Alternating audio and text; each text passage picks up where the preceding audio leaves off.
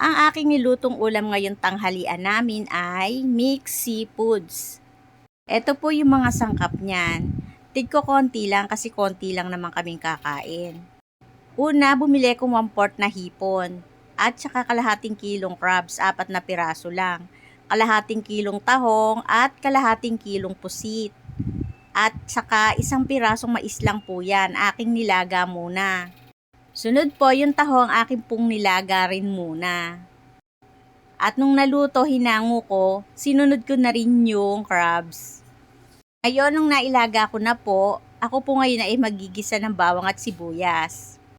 Nilagyan ko ng konting toyo, ito po'y tansya-tansya lang, at saka konting suka.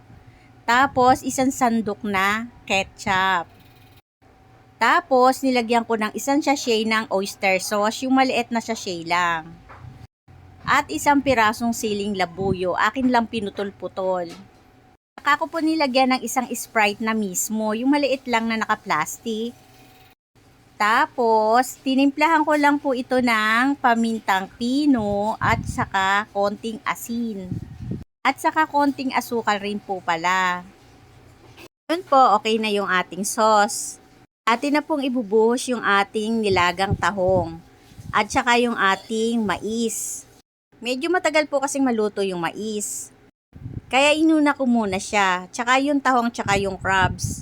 Yung pusit tsaka hipon, mabilis lang maluto. Kaya hinuli ko siya. Ngayon, mix na natin sila lahat. Napakasimple lang lutuin. Ito ang aming masarap na tanghalian. Mixed seafoods. Medyo maanghang na manamis. Try nyo mga mami. Masarap yan.